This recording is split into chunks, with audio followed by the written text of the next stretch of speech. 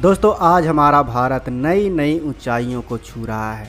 आज हमारा भारत ऐसी ऐसी तरक्की कर रहा है जिसके बारे में यकीन करना भी मुश्किल हो गया है। जहां देखो वहां भारत का गुणगान हो रहा है। आप हमारे पड़ोसी देश पाकिस्तान या फिर बांग्लादेश को ही देख लीजिए। आज भारत जिस मुकाम पर है वहां तक पहुंचने के लिए पाकिस्तान या फिर बांग्लादेश सपने में भी नहीं सोच सकते। डिफेंस सेक्टर हो या फिर स्पेस सेक्टर, भारत ने आज ऐसे ऐसे मुकाम हासिल कर लिए हैं जिसे दुनिया के कई देशों ने सिर्फ अपने सपने में ही सोचा था। एक तरफ जहां इसरो अंतरिक्ष में अपने तकनीक का तहलका मचा रहा है, वहीं दूसरी तरफ भारतीय रेलवे भी भारत का नाम रोशन करने में पीछे नहीं हट रही है। भारत का रेलवे हर दिन रेलवे सेक्टर में अपने कामयाबी का झंडा गाड़ रहा है। सस्ते से सस्ता और आधुनिक से आधुनिक तकनीक से लैस ट्रेन बनाकर रेलवे सेक्टर का किंग बन चुका है। और भारत के इस बढ़ते मुकाम को देख चीन, रूस, अमेरिका और जापान के तो होश ही उड़ गए हैं। दरअसल दोस्तों, भारतीय रेलवे ने बिजली पैदा करने की एक नई तकनीक को विकसित कर लिया है। इस तकनीक की मदद से हम सभी को अब क्लीन इलेक्ट्रिसिटी मिल सकेगी। जैसा कि हम सभी को पता है कि आमतौर पर बिजली को पानी और कोयले से जनरेट किया जाता है, जो काफ़ी महंगा और हमारे पर्यावरण को काफ़ी नुकसान पहुंचाती है। इस प्रोसेस में टरबाइन और अल्टोमीटर की अहम भूमिका होती है।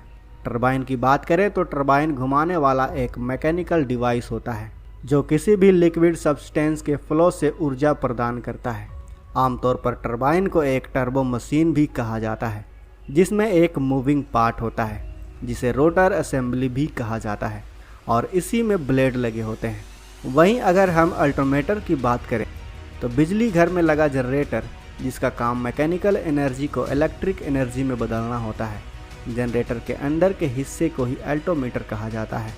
इसमें दो शक्तिशाली चुंबक लगे होते हैं और चुंबक के बीच में एक लूप होता है जिसमें तांबे का तार लपेटा हुआ होता है। बिजली का उत्पादन अल्टोमीटर के अंदर ही होता है। लेकिन रेलवे ने जिस तकनीक को विकसित किया है वो इससे भी कहीं आगे है।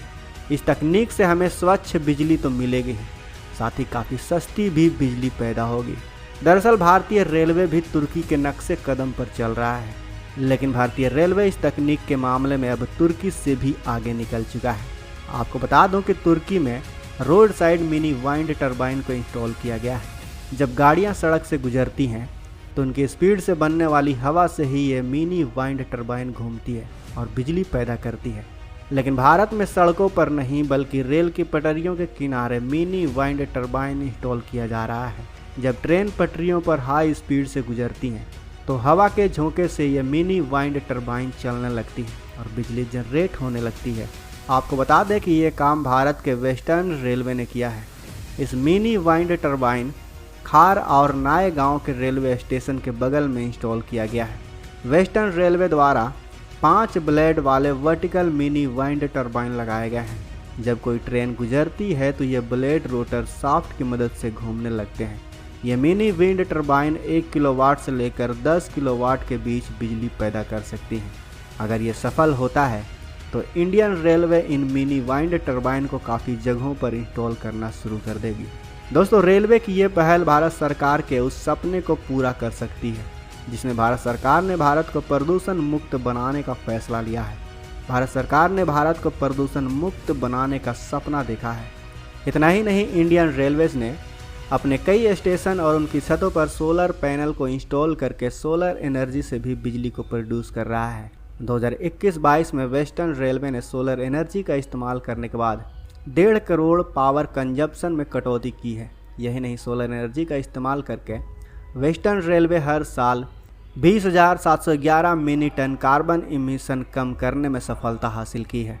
इतना ही नहीं, अब भारत सरकार विंड मिल का भी इस्तेमाल कर रही है। दोस्तों, विंड मिल एक ऐसी मशीन है जिसकी मदद से हवा के द्वारा बिजली का उत्पादन किया जाता है। वाइंड मिल हवा की स्पीड का इस्तेमाल करते हुए बिजली को प्रोड्यूस करती है। वाइंड मिल के ऊपरी हिस्सों में एक बड़ा सा बॉक्स बनाया जाता है और उसी बॉक्स में बिजली को प्रोड्यूस करने के सभी मैकेनिकल पार्ट्स लगाए जाते हैं। इसमें ब्लेड, जनरेटर और गियर बॉक्स लगे होते हैं। जब हवा चलती है तो वाइंड मिल के सबसे ऊपरी भाग पर लगे ब्लेड रोटर की मदद से घूमने लगते हैं।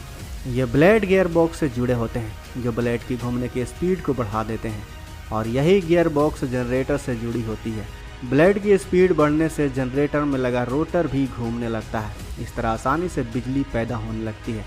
आमतौर पर जब भी कहीं वाइंड मिल लगाया जाता है तो बड़े पैमाने पर वाइंड मिल्स को एक लाइन में लगाया जाता है ताकि हमारे इस्तेमाल के लिए पर्याप्त मात्रा में बिजली पैदा की जा सके। आपको बता दूं कि वाइंड मिल को ही बिजली जनरेट करने का भविष्य माना जा रहा है। इस वजह से दुनिया के सभी देश अब हवा की मदद से बिजली के उत्पादन के लिए तेजी से वाइंड मिल टेक्नोलॉजी पर भी काम कर रहे हैं। दोस्तों, हमारे भारत ने पूरी दुनिया को यह दिखा दिया है कि हमारी तकनीक और हमारे वैज्ञानिकों के दिमाग दुनिया के बाकी वैज्ञानिकों से कम नहीं है, जिनका मुकाबला करना पाकिस्तान और बांग्लादेश के वैज्ञानिकों के लिए आसान नहीं है। पाकिस्तान तो अपने वैज्ञानिकों को दिन रात इसी काम में लगा देता है कि कैसे वो भारत के तरक्की को रोक सके, बजाय इसके कि कैसे वो तरक्की कर सके। खैर, हमें इससे क्या, हमें अपने वैज्ञानिकों पर गर्व है, हमें अपने भारत पर गर्व है, हमें भारतीय होने पर गर्व है। तो दोस्तों, अगर आपको भी भारत होने पर गर्व है, अपने भारतीय वैज्ञानिकों पर गर्व है, तो कमेंट बॉक्स में जय हिंद जरूर लिखें देश की तरक्की के लिए। बाकी वीडियो अच्छी लगी हो तो वीडियो को लाइक करें, अपने दोस्तों के साथ शेयर करना बिल्कुल भी ना भूलें। और अगर आपने अभी तक इस चैनल को सब्सक्राइब नहीं किया है तो इस चैनल को भी सब्सक्राइब कर लें। साथ ही बगल में जो बेल आइकन का बटन है उस पर ऑल पर भी क्लिक कर लें ताकि हमारी आने वाली वीडियो को आप मिस ना कर सकें। मिलते हैं अगले वीडियो में।